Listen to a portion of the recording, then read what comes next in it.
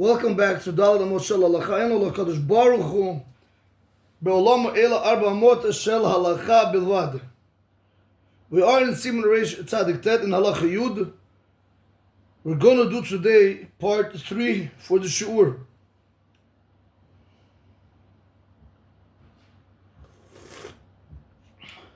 We started speaking about the importance of doing Havdalah before you do any form of malacha. Today we want to move on to the next piece in halacha, where it says in the Ramah V'chein Hashim she'enam mavdelim b'tefillah, and so to the woman that they do not do Havdalah in the tefillah, yesh lelamdam sheyimru hamavdil ben kodesh lechol kodem sheyasu malacha. One should teach them to say hamavdil ben kodesh lechol before they're going to do any form of work. If you look into Ot Tet Zayin in the Amudei Hora'ah, he says over there, "V'nohagim lomar baruch hamavdil ben kodesh lechol ki mevuar b'chazon Ovadia kavachayim ve'or leTzion." Our minhag for the Sephardim is to say baruch hamavdil ben kodesh lechol. Ashkenazim have the different minhag. They say baruch hamavdil ben hakodesh ben hachol.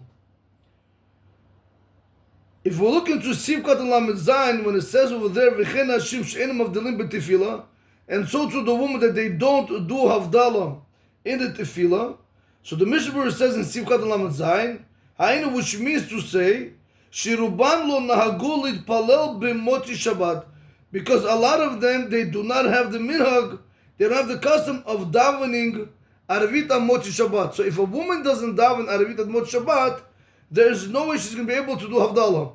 That's why the Ramah tells you, since they don't have this minhag of davening Arvit Amot Shabbat, we're going to tell you to teach them to say Baruch HaMavdil ben Kodesh L'chol until the husband comes home and he does Havdalah for the family. Siv Katan Lamed Chet. It's going on the next piece of the Ramah. If you guys recall, we had learned in the previous shiur, I believe it was part 1 of the shiur, we spoke about the Yesh Omrim. Let me just refresh our memories.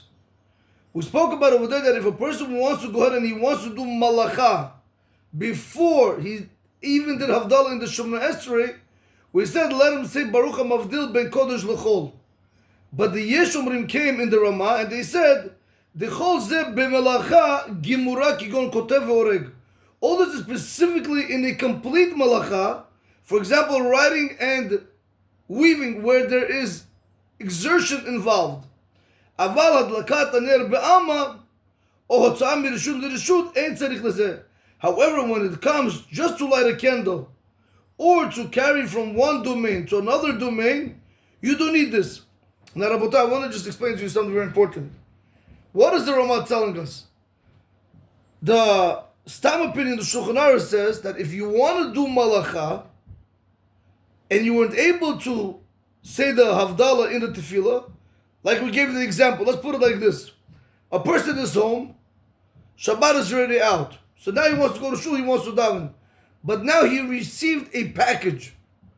He received a package, and they're not going to leave the package unless he writes.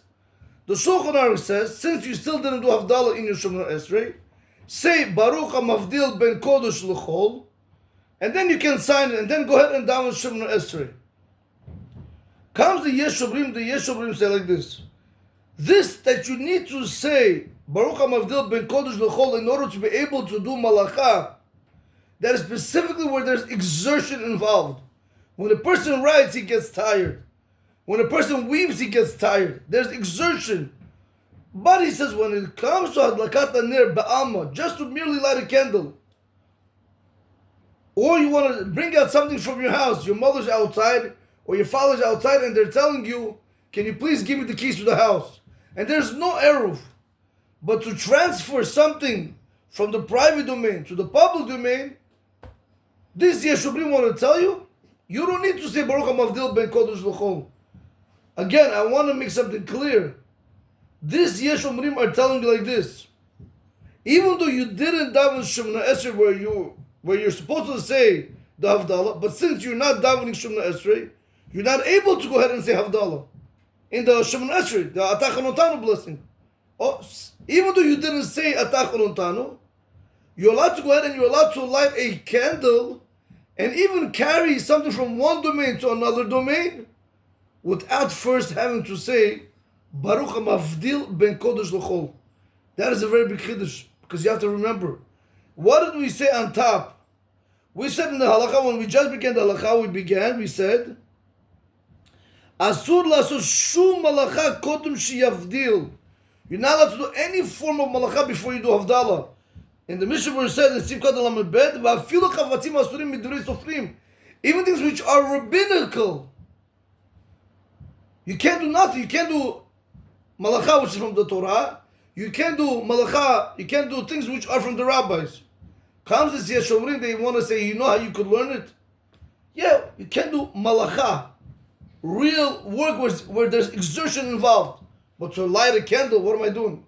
To carry something, I want to carry a book from a house to shul, or I want to carry a cup of coffee, whatever it's going to be on Shabbat. If it's already after Shabbat, why not? I could do it. You don't have to say Baruch HaMavdil ben Kodesh l'chol, because those are not the malachot where exertion is required.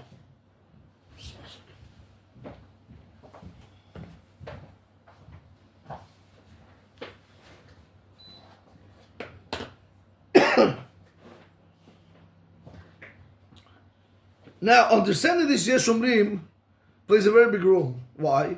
According to this Yeshomrim, a person didn't do Havdalah yet. He didn't do Havdalah. Meaning he didn't say Atachon Notan Shum Esrei. He wants to go down later, whatever. The shul they're going to down Shum Esrei Arvit later. So he wants to go down later. But his wife says, listen, Shabbat is coming out early now. We want to go. Please do Havdalah for us. But how do you want me to do Havdalah? How do you want me to light the candles? You can say simply, just say Baruch HaMavdil ben Kodesh l'chol, and then light the candle, correct? Comes this Yeshomrim said, no, you don't have to even do that. You don't have to say Baruch HaMavdil ben Kodesh l'chol. All you got to do is light the candle, finish. Light the candle and you're good to go. So that's why this Yeshomrim is a very big chiddush. He's allowing you to do Isurim.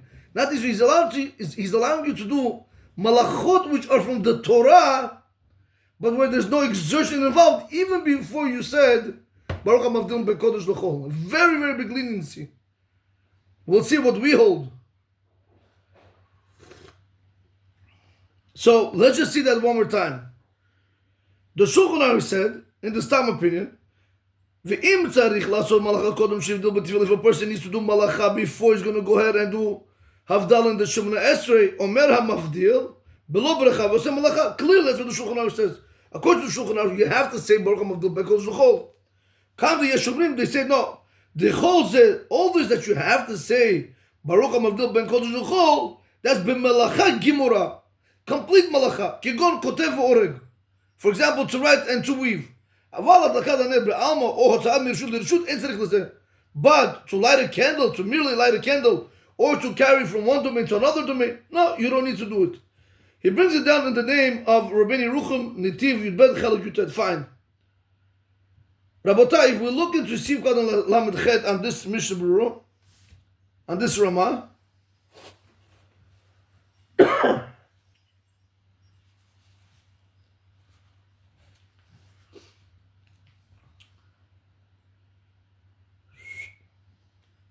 Lamed Chet, he said like this, meaning the lighting of the candle and the transfer from one domain to another domain, you don't need to say Baruch HaMavdil ben Kodesh l'chol. Hatam, the reason is, Kevin de midoraita below Havdalah mutar b'malacha.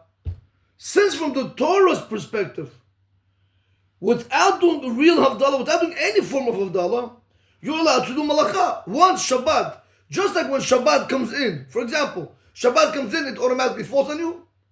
Whether you want to accept, whether you don't want to accept, it's Shabbat. Just so, when Shabbat comes out, automatically it leaves you. It's nothing to do with you saying Baruch HaMavdil ben Kodesh l'chol. This is the way the Yeshomrim want to learn this. That's what they're telling over here. Hatam kiv de midoraita below Havdalah mutar b'malacha. Since from the Torah perspective, without doing any form of Havdalah, you're allowed to do malacha. It's just the rabbis, they instituted that you need to do Havdalah prior to doing any form of malacha. הקלו במלאכה שאין בה טורח. They were lenient with malacha where there's no exertion, like lighting the candle or carrying something from one domain to another.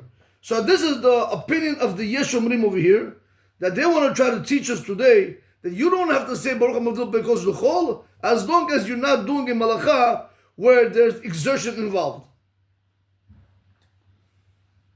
Continues the Yeshomrim in the Ramah, and he says, "Umizeh from this halacha, נתפשט המנהג להקל שמדליקים נרות מיד שאמרו הקהל ברוך הוא." From this, the minhag was spread to be lenient that they would light the candles immediately once the kahal said Baruch Hu. But listen what the Ramah says. Aval ha'ikar kasvara rishona. But the main halacha is going to be like the first opinion.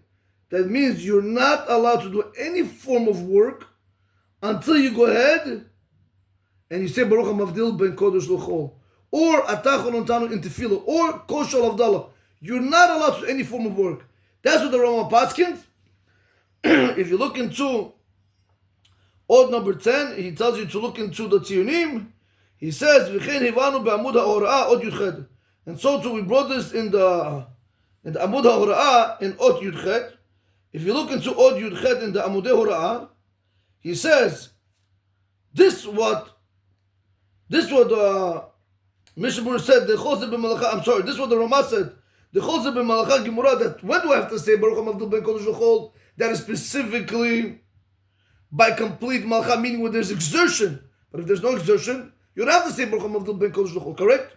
Comes Rabbi Dahan and he says, Amnam, however, Maran b'Beit Yosef, Maran in the Beit Yosef, Ha'Allah, he concluded, She'en lechalek ben malacha lemelacha. Don't make any differences between one malacha and the other malacha. The bechol, often in any situation, Omer Baruch HaMavdil Ben Kodesh L'chol. You have to say Baruch HaMavdil Ben Kodesh L'chol. Kodem she'oseh malacha, before you go to do malacha, V'zeu ma shekatav b'Shulchan Aruch, da'asur la'asur shum malacha, and this is why the Shulchan Aruch told you in the beginning, you're not allowed to do any malacha. Use the word shum. You're not allowed to do any malacha. To pinpoint the fact, to explain to you that no malacha, not even as lighting a candle. So whether the malacha has exertion, whether the malacha has no exertion, you're not allowed to do any form of malacha until you say Baruch HaMavdil Ben Kodesh L'chol. V'chein hiskim harama sheha'ikar lahachmir bazeh. And so too the Ramah, he concluded that the main halacha, that one should be stringent in this. He brings it down in the name of the Yalkut Yosef and also the Kaf HaChaim, who brought down in the name of Mateh Yehuda. Fine.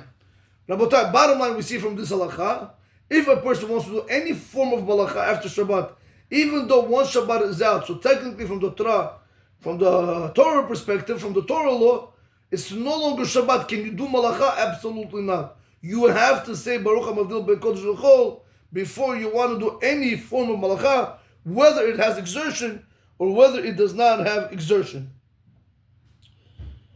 Continues over here, Rabotai, if you look over here, let me see something.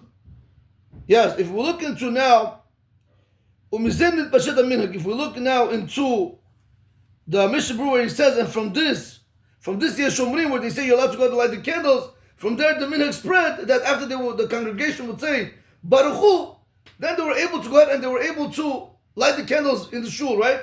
So he says like this, I Magen Abraham, look into the Magen Abraham, שמפקפק מאוד על מנהג זה, that he questions this minhag very much. This custom, he questions it. וכן בבית יוסף, and so too in the Beit Yosef. דמניין לנו לחלק בין מלאכה למלאכה. See, this is what Rabbi Dahan brought down. Exactly, says, so in the Beit Yosef, says, from where do you know to go ahead and make a difference between one malacha and another malacha? If the malacha is asur, it's asur. Why do you have to tell me because you have malacha which one has exertion and malacha which has no exertion? Why are you making that difference? So one more time, he says, I'm a Magen Aram. He said, look into the Magen Aram that he questions this custom of going ahead and lighting the candles right after Baruch Hu. Okay, 1 second. Just give me 1 second.